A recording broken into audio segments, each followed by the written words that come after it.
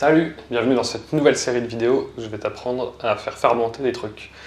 Aujourd'hui, on va transformer du jus de pomme en cidre. Je te montre comment on fait.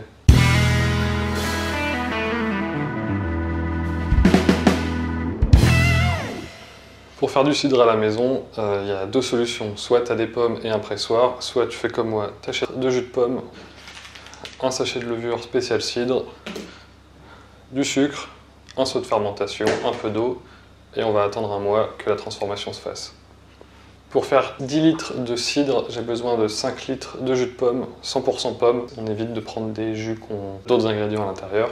Moi, je vais utiliser 500 g de sucre et 5 litres d'eau.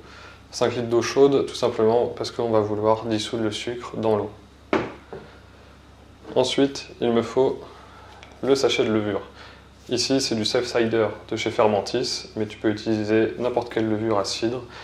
Ça marche aussi avec de la levure de bière et même de la levure de boulanger. On va tout de suite faire dissoudre le sucre dans de l'eau chaude. Je vais utiliser une bouilloire, vous pouvez utiliser une casserole, et on va directement mettre ça dans le fermenteur. Je commence par le sucre. Et on va venir rajouter 5 litres d'eau chaude. Voilà, alors j'ai fait bouillir de l'eau. On s'assure que le robinet est bien fermé avant de verser.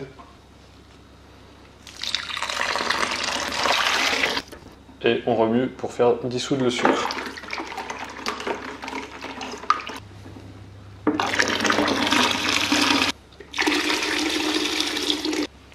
Voilà, maintenant qu'on a nos 5 litres d'eau chaude dans laquelle on a fait dissoudre les 500 g de sucre, on va pouvoir rajouter le jus de pomme. Alors si possible, prenez le bio. Moi j'en avais pas là sous la main aujourd'hui, mais en tout cas, il faut s'assurer qu'il soit 100% jus, ça sert à rien qu'il y ait d'autres choses dedans.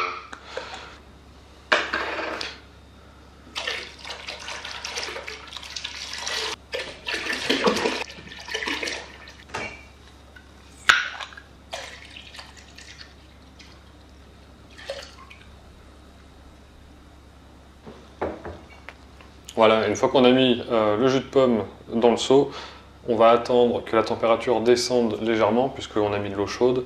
Donc à partir de 30 degrés, on est bon puisque la levure qu'on va utiliser, elle va avoir une température d'utilisation entre 10 et 30 degrés.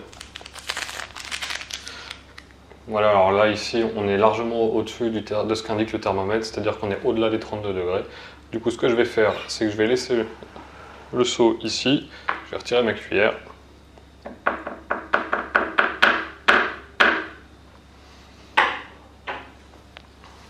Je vais placer le couvercle du fermenteur pour le protéger des insectes. Et puis on va le laisser refroidir un petit peu. Bon, la caméra vient de se couper, mais on a atteint la bonne température. Du coup, ce qu'on a fait, c'est qu'on a rajouté la levure à notre mélange. Je vais vous montrer. Voilà.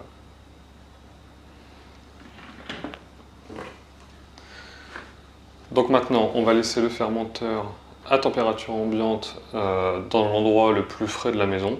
La levure, elle fonctionne entre, je l'ai dit tout à l'heure, mais entre 10 et 30 degrés, donc il n'y a aucun problème. C'est une levure qui est quand même relativement sympa à utiliser. Il n'y a pas besoin de se soucier de la température de fermentation. Vous pouvez très bien le laisser pendant 2 mois à la cave, ce sera très bien, mais vous pouvez le laisser 2 semaines à température ambiante dans la maison, ce sera très bien aussi. On n'oublie pas de remplir le barboteur avec de l'eau stérile si possible. Si vous n'en avez pas, de la vodka pas chère fera l'affaire. Voilà, petit capuchon, il n'est pas étanche, donc on peut le mettre, hein, ça évite que des bêtes tombent dedans. On se retrouve dans un mois du coup pour faire l'embouteillage et puis pour voir ce que ça donne. Pour en savoir un peu plus du coup sur ce type de fermentation, il faut savoir que le fait d'avoir pris du jus de pomme, on estime la densité du jus de pomme à 1,050. On a rajouté 5 litres d'eau, on a rajouté 500 g, on est aux environs en fait de 1,050 en densité initiale, puisqu'on a dilué avec de l'eau mais on a rajouté du sucre. La levure qu'on a utilisée, la Safe Cider de Fermentis, elle a une très grande atténuation. Ça veut dire qu'en toute logique, vous devriez vous approcher d'une densité de 1. 1,000. Voilà. Si vous voulez que la levure travaille tout doucement et laisse ressortir beaucoup plus d'arômes de la pomme, et ben vous fermentez plus longtemps à basse température. Si vous êtes un peu pressé et qu'en 2 semaines vous voulez que ce soit réglé, vous le laissez à température ambiante, entre 20 et 22 degrés, ça sera très bien. Et dans 2 semaines, on pourra faire l'embouteillage.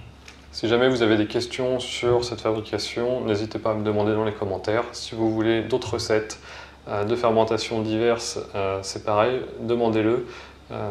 Et puis si jamais vous faites le cidre maison d'une autre manière, n'hésitez pas à nous le dire. Peut-être qu'on testera vos recettes. Voilà. N'hésite pas à t'abonner et puis je te dis à la prochaine pour une nouvelle fermentation. Salut!